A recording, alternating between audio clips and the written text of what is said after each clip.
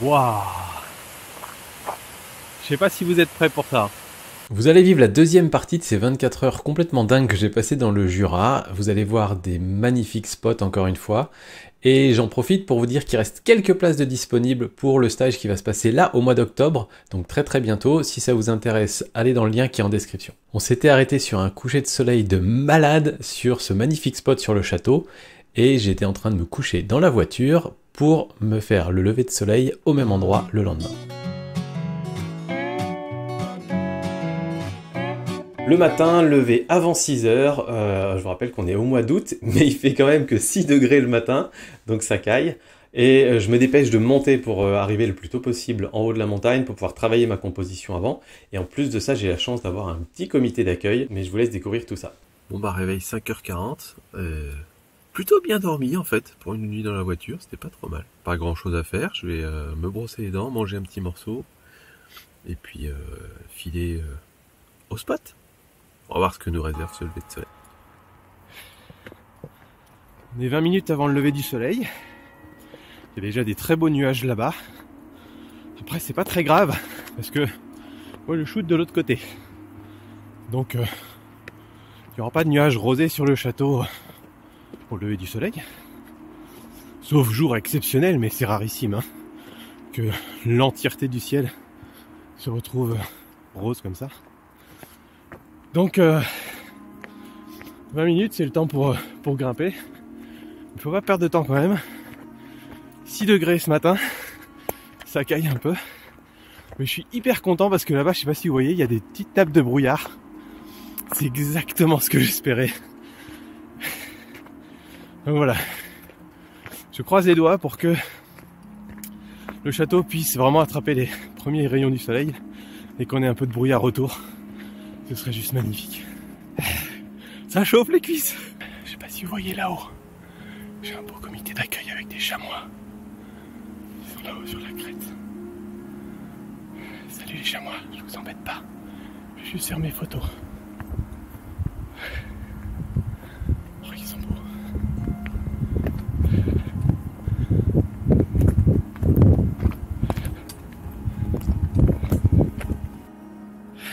Ça y est, je suis arrivé, installé, j'ai posé le trépied, mis mon appareil dessus, à l'emplacement où j'étais hier, hein, c'est un bon emplacement, ça me plaît bien. Surtout ça me permet d'avoir les deux vallées qui vont derrière, donc la vallée qui part par là-bas ici, et puis l'autre vallée qui est là-bas, parce que justement avec les petits bancs de brume, ça peut faire quelque chose de très très joli dans l'image. Donc je suis très très content d'avoir de la brume et du brouillard. J'aurais aimé qu'il y en ait un peu plus par là-bas, mais bon, on va pas chipoter. Peut-être ça va arriver après, j'en sais rien, même si le plus probable c'est qu'avec le soleil, dès que le soleil se lève, ça va faire lever les toutes petites nappes de brume comme ça. Alors, en termes de composition, ce que je fais, c'est que là je me suis positionné à un endroit où je peux avoir un premier plan. Donc vous voyez, c'est un premier plan qui est assez neutre. Je fais quelques photos avec, on sait jamais. Mais je pense que ça va être un premier plan trop simple. Et puis surtout, il y a une grande distance entre le premier plan et l'arrière-plan. Donc c'est pas un premier plan qui va nous faire complètement rentrer dans la photo. Donc dans ce genre de situation, j'ai plutôt tendance à dire on élimine le premier plan. Donc soit en remontant comme ça, dans ce cas-là je l'élimine. Soit ce que je vais faire plus probablement, vu qu'il n'y a pas de vent du tout, c'est que je vais remonter ma colonne. Et en remontant ma colonne, je vais être un petit peu plus haut. Et je pourrais intégrer plus de roches, plus de choses comme ça dans ma photo sans être embêté par le premier plan. Donc voilà, je me mets haut comme ça. Et là, du coup, je peux baisser un petit peu plus et avoir un petit peu plus de roches. C'est pas grand chose, mais c'est joli. Hop, il faut que je me mette à niveau. Là, je suis bien à niveau. Et puis ici, donc j'ai à peu près tout ce que je voulais dans le cadre. Donc je prends ma photo. Je me suis mis à F11. On est quand même à 1/5 de seconde. Ça peut trembler et faire des photos un peu floues. Donc voilà, je vais vérifier mon histogramme. Hop, lecture. L'histogramme est bon. Je peux même exposer un petit peu plus. Donc je joue avec la compensation d'exposition jusqu'à ce que ce soit un peu cramé dans le ciel. Je connais mon appareil, je sais que quand c'est un petit peu cramé dans le ciel, en réalité ça n'est pas sur le RAW. Voilà. Et là, je vais avoir une bonne plage dynamique sur mon fichier pour pouvoir bien jouer avec. Donc ça, c'est une composition.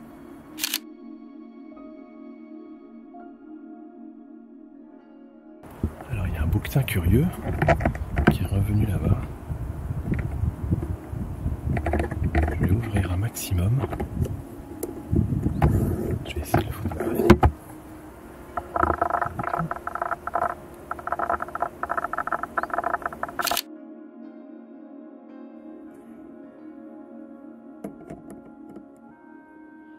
Là, je réinstalle mon porte-filtre.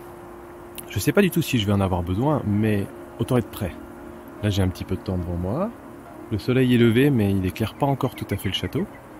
Donc autant être prêt. Deuxième chose, j'ai changé d'objectif. Je suis passé sur le 24-105. Pourquoi ? Parce que vous avez vu tout à l'heure que le 17 mm, l'ultra grand angle, était vraiment pratique, vraiment pour amener les deux vallées dans la photo. Mais pour moi, les deux vallées n'avaient d'intérêt que à partir du moment où elles étaient totalement dans le brouillard, ce qui est plus le cas. Donc maintenant, j'ai mis le 24-105, comme ça me permet aussi de zoomer, de faire des détails un peu plus près du château. Et ça me laisse plus de latitude. Et là, je vois que les sommets ici là-bas commencent à être éclairés par le soleil, donc le château devrait pas tarder à être éclairé aussi.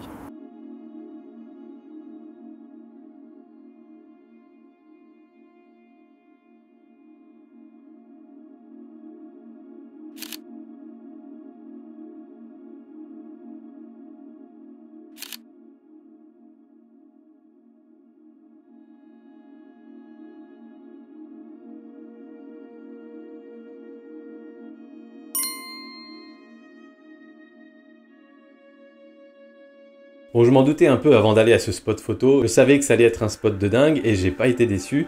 Donc voilà, clairement, cet endroit-là, j'emmènerai les stagiaires à tous les coups, ça c'est certain. Coucher de soleil, lever de soleil. Il y a du potentiel dans toutes les situations, à tout type de météo, donc voilà, c'est vraiment un pur spot photo comme je les ai. Bon, maintenant il est temps d'aller voir ce qui fait la spécificité du Jura, c'est-à-dire ces massifs qui sont creusés par l'eau, par les cours d'eau depuis des millénaires, des millions d'années même, et qui vont nous donner des cascades, des gorges, des choses comme ça. Et là, on va aller à une cascade qui est vraiment magnifique, qui n'est pas la plus connue du coin, qui n'est loin d'être la plus connue du coin, mais qui est une source en fait, et qui est vraiment splendide, parce que ça sort de la terre comme ça. Vous allez voir, c'est vraiment assez extraordinaire.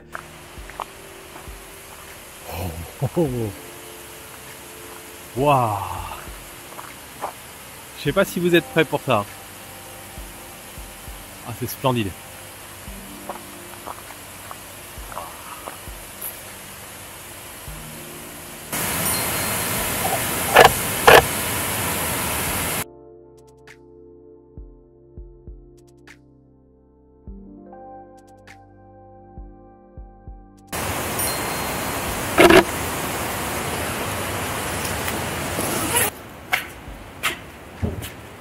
Bon, rien, on va essayer de pas se casser la gueule.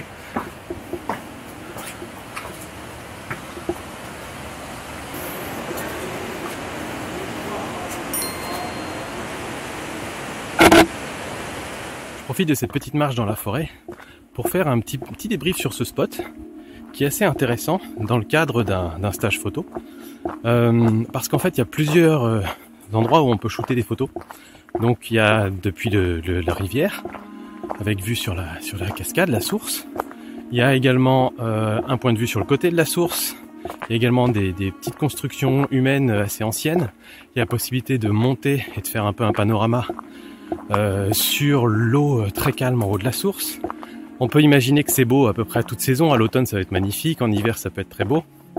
Le seul point un petit peu particulier de cet endroit-là, c'est que je sais pas si vous avez remarqué, mais le soleil n'éclaire pas la source, jamais en fait, parce que il se lève derrière la montagne. Là, il est juste passé au-dessus, mais même là, la montagne cache la source, la met dans l'ombre, et puis ensuite il va de l'autre côté et il est caché par l'autre montagne.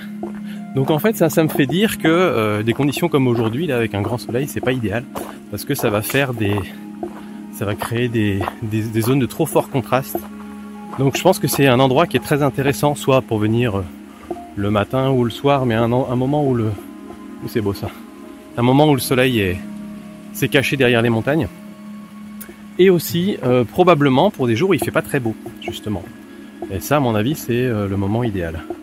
Donc voilà, je vais la noter. C'est un des endroits où il y a de très bonnes chances qu'on puisse revenir en stage photo. La grotte est par là-bas, mais ça dépendra des conditions.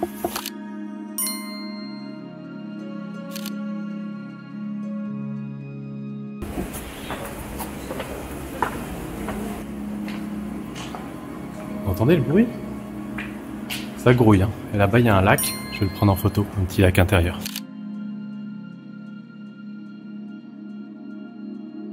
Ça, c'est un endroit aussi qui est très intéressant parce qu'on a plusieurs opportunités photo. On a déjà 3 sujets différents. On a la source, on a le ruisseau, on a la grotte. Et en plus de ça, on a des expositions différentes. Ça peut marcher quand il fait beau, quand il fait moins beau. Ça peut marcher avec différentes saisons. Donc encore une fois, c'est un spot très polyvalent qui peut justement bien fonctionner pour un stage photo où on est à peu près sûr qu'à n'importe quel moment de l'année, dans n'importe quelle condition, on pourra faire des belles photos. Un peu plus loin sur la route, nouvelle surprise, je vois des panneaux qui indiquent un pont. Je sais pas du tout où ça va, donc je suis les panneaux pour aller voir où ça va. Et j'arrive à cette espèce de grand pont immense au-dessus d'une gorge hyper profonde avec une chute monstrueuse. Alors là, il n'y a pas beaucoup d'eau, mais j'imagine que quand il y a beaucoup d'eau, ça doit être vraiment très très impressionnant. Encore un nouvel endroit qui n'était pas prévu au programme, avec plein d'escaliers pour descendre en bas. Et on va voir.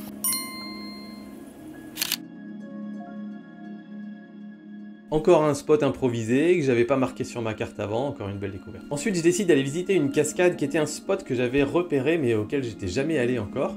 Une cascade qui a l'air assez photogénique, alors ça demande un petit peu d'exercice physique parce qu'il y a énormément d'escaliers pour aller à différents points de vue, justement depuis tout en haut jusqu'à tout en bas dans la gorge. Et vous allez voir, c'est quand même un spot très très très joli. Nouvel endroit, je triche pas, on va le découvrir ensemble. J'ai jamais vu, je sais pas à quoi ça ressemble. On va juste à un truc qui s'appelle Belvédère Haut. On entend déjà la cascade là. Wow! Oh oh! Wow! Oh la vache!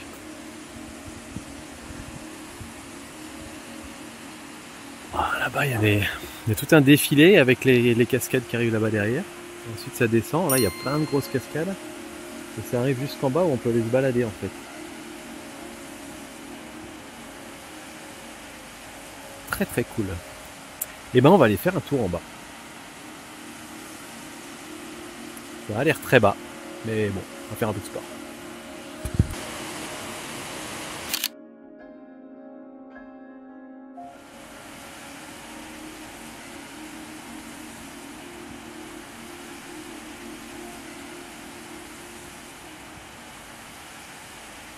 Bon, faut avouer que ça fait quand même beaucoup de marche.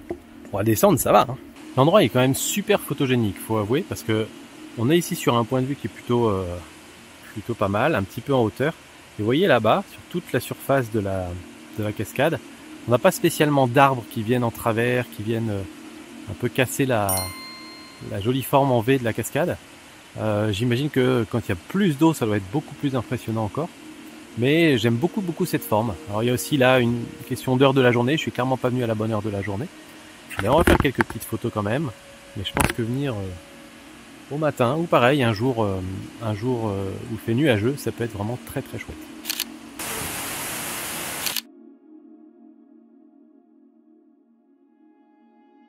C'est parti. Pour rigoler, je vais compter les marches.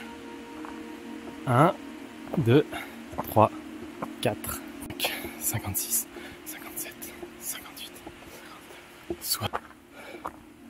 Voilà, ils ont pas mis de marche, alors je compte pas, mais je suis à 198. Et ils ont pas mis de marche, non pas parce que ça monte plus, mais parce que ça monte pas assez fort pour mettre des marches. Vous voyez la sueur là. 199, 200, 201, 202.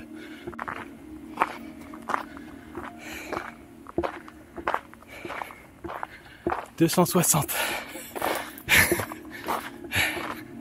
Mais ça valait le coup.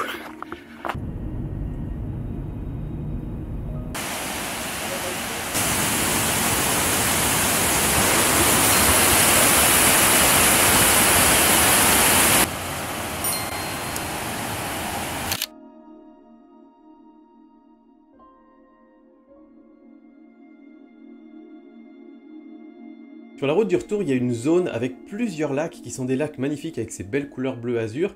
Et en fait, j'avais envie d'avoir un point de vue par-dessus pour aller voir ces lacs-là. Et des points de vue, il y en a plein. Il y a plein de belvédères dans le coin, mais vous savez, les belvédères, souvent c'est un point de vue pour les gens qui s'y rendent, mais c'est pas forcément photogénique. Parfois on a des arbres devant, parfois on voit pas très bien ou c'est trop loin. Donc il faut les tester un petit peu. Et là, je suis allé tester un belvédère qui est très en hauteur et qui est relativement accessible, c'est-à-dire qu'il ne demande pas 1 heure, 1 heure et demie, 2 heures de marche pour y aller. Et en fait, il est plutôt intéressant.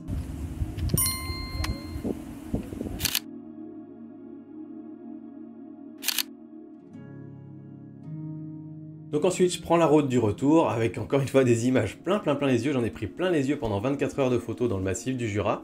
Et je suis super content parce que je sais que j'ai largement ce qu'il faut en termes de spots pour mettre en place ce stage photo. Et je suis super excité et j'ai qu'une hâte, c'est de revenir ici avec des photographes pour partager tout ça avec vous, vous montrer comment on peut faire des belles compositions, comment réaliser des belles photos dans ces endroits-là. Si vous voulez participer à ce stage photo avec moi dès cet automne, rendez-vous sur le site voyagephoto.com, je vous mets le lien en description.